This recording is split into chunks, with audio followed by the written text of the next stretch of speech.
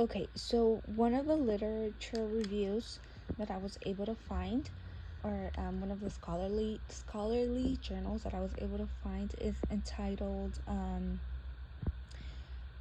"Parents and Children's uh, Religiosity, Religiosity and Child Behavioral Adjustments Amongst Maltreated and Non-Maltreated Children."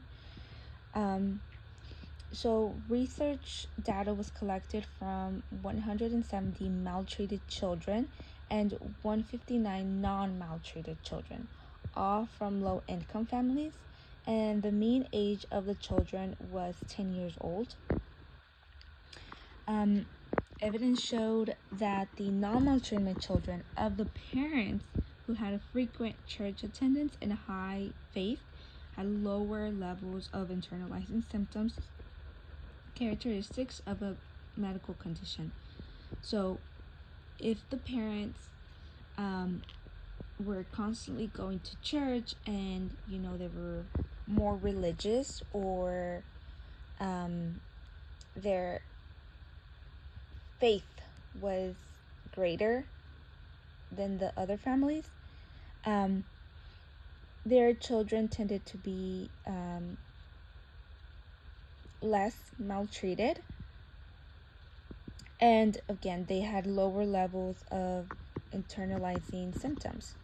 Um, so of course that evidence shows that parents have a considerable influence over their children's beliefs and behaviors, um, and this played off even into from childhood into their adolescence.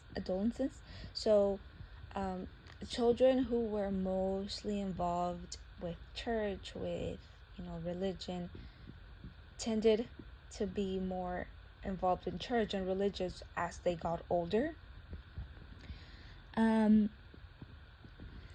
Religiosity seemed to be a protective mechanism against risk factors, including familial adversity and stressful life events.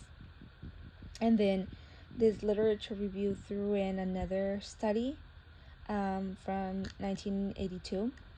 So it was research. A group of high-risk children were researched.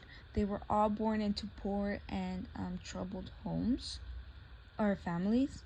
And then when they were years later, by the age of 18, they were questioned, and the individuals or the children who were academically and interpersonally successful, it was identified that one of the most important protective factors associated with resilience was religion. So they were the children who were the most successful, the most academically achieved, and were doing better in life. One of their main reasons was religion and spirituality, or that was like an identifying, that was something important for them. And then religiosity can be a moderating factor, a resilience factor, and the link between earlier negative life events and later developmental outcomes. So I thought this was an interesting article or a literature review, because this looks at religion in a positive aspect. So yes, people need to have some religion, they need to have some belief, and the evidence showed that the children who were most likely to be non-maltreated, their parents were more religious and more their faith was higher.